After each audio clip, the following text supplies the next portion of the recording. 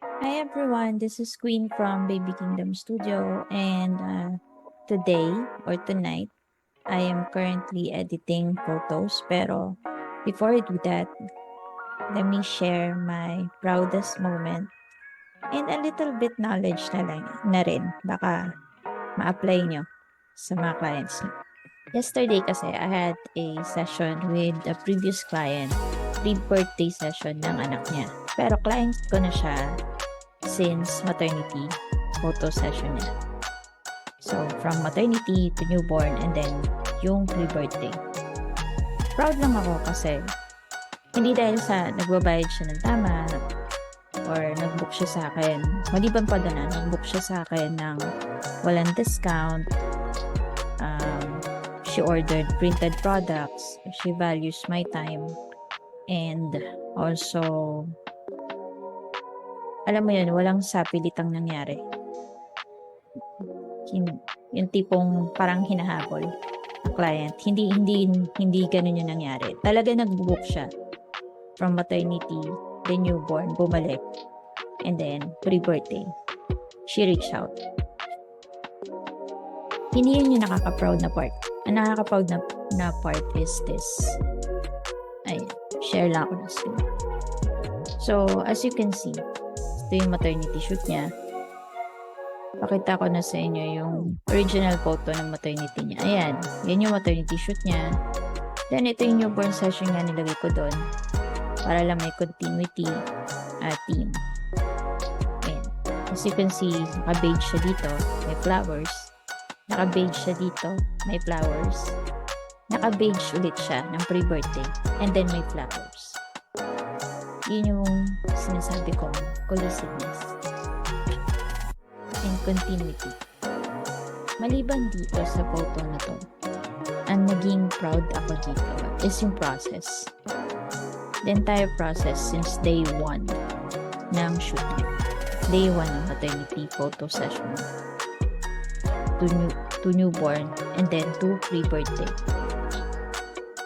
So, alam mo yun, na-apply ko lahat ng inaral ko, lahat ng masterclass na nakuha ko with her. Without me undervaluing my work, without me na feeling desperate to book her.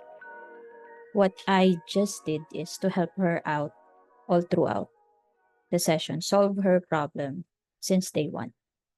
So her problem, or she's reaching out to have a beautiful photo session to document her motherhood journey.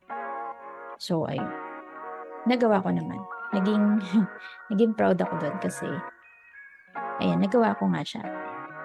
And then what I really like about this, she let me suggest something sa kada teams na pinipili niya. She's open for suggestion. Yan. Kaya nabuo tong images na to. Ang nakaka-proud doon kasi yung process na how I communicate with the client, how I solve the problem, how I process the entire thing from client education, yung on-set call, processing the booking, and then processing the orders, and then delivering the outputs. And then, when she reach out again sa next session niya, which is yung newborn, then pre-birthday, I consistently did the same thing hanggang mag-pre-birthday yung bata. Tinreat ko siya as first-time client all the time. Every time na magbubook siya sa akin. Sabihin na natin, yung same process, may Zoom call, may Zoom meeting sa Teams. Naka-quote ako every time na may meeting ako sa kanya. And then, I professionally explained everything. I had solved her problem and answered her questions all throughout hanggang matapos yung session. Ayan. She is really not a difficult client. She's really easy to work with. It's just that ang nakaka-proud doon is na-apply ko yung valuable service na natutunan ko consistently. So, kung paano ko siya tinreat nung maternity niya, ganun ko siya tinreat nung newborn session niya, and nung pre-birthday niya kahapon. That's the reason why nakita ko ulit yung bata na to. Si Jaden. Hindi ko na sabihin yung full name. For privacy na rin ng baby. Pero I have permission to share this. At i-display din sa studio. Ayun, nakaka-proud lang kasi nakikita ko yung cohesiveness, yung consistency ng work ko sa different session. Parang, ay kaya ko palang gawin yun. Ay kaya ko palang mag-retain ng client nang hindi ko pinipilit na ibaba yung rate ko or ibaba yung value ko. So, ayun. And I will have another client sa bare months. So, maternity client ko rin siya since day one. Since maternity session niya, newborn, and then babalik siya ulit for pre-birthday. And yes, she did orders a lot of frames or photos na i-decorate niya sa home nila. And I am so proud of that client too. And syempre, gagawin ko rin siya ng ganito. Ngayon pa lang iniisip ko na kung paano magiging cohesive, consistent, may continuity yung susunod niyang session na pwede kong ma-implement galing dun sa newborn session niya, galing dun sa maternity session niya. Ganun ako mag-value ng client. Lalo na kaya paborito kong maternity session. Kasi dun yung stepping stone ko. Dun ako nagbe-base from the start. Kung paano ko planuhin, i-suggest yung mga naiisip kong teams or kung paano siya magiging ganito. Ayan. Kung paano siya magiging consistent. Kaya, preferred ko ang maternity. Talaga. Kumaga parang nakafocus ako sa maternity. Kasi sunod-sunod kasi yan eh. Once na nahook ko sila sa maternity session, I'll make sure na magiging smooth yung experience. And unforgettable yung experience nila. Na tipong magbubuk ulit sila ng newborn session without me asking or desperately asking for them to book. And then, ibubuk ulit nila ako sa pre-birthday session. Ayun. Kaya favorite ko ang maternity shoot. So, this is one of my proudest work so far. Hindi ko na sabihin kung magkano yung pinok niya all throughout. Kung magkano na nagastos niya sa akin. Pero, ayun. Medyo proud lang ako dito. Hindi ako nagbaba ng value dito. Ever since. And actually, my dream shoot, hindi yung, sige na, sabihin ko na yung dream shoot, lagi ang tinatanong yun eh. My dream shoot is not to close a big rates or talent fee. Hindi yung alam mo yun, 6 digits na package rate.